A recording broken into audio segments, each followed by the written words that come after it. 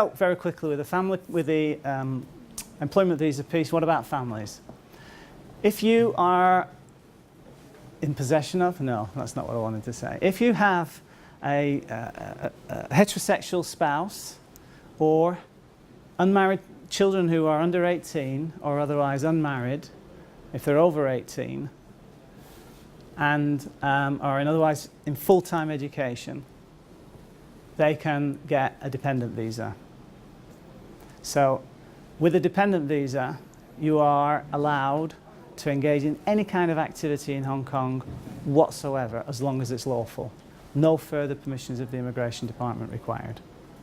So it's a great immigration status to have. And it's ironic because you may find yourself in a situation where I'll say the husband in this instance is making an application for an employment visa and has to sweat like Billy-O to get the approval. And then finally it comes in.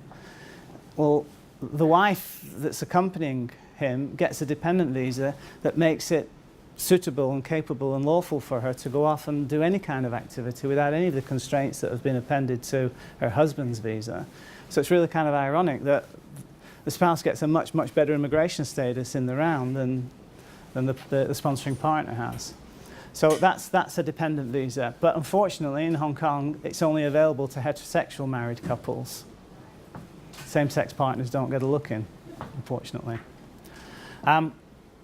So if you are a same-sex partner or you are a de facto heterosexual partnership, then the only immigration status available to you on the strength of that relationship without all the conditions for the issue of a dependent visa, the only status available to you is what's known as a prolonged visitor visa.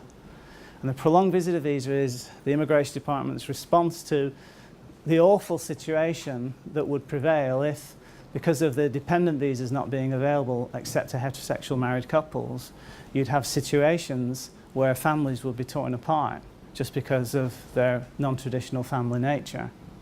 So the Immigration Department now routinely issue prolonged visitor visas, which the test for approval involves essentially all the same type of stuff that you need to satisfy for a dependent visa, which is you need to be able to show that you can put a roof over your partner's head and you can put food on the table of your partner.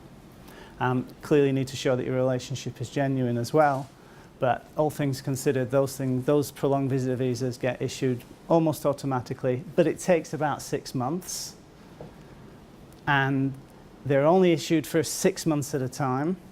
And because it's a visitor visa, not a residence visa, you don't get a Hong Kong identity card.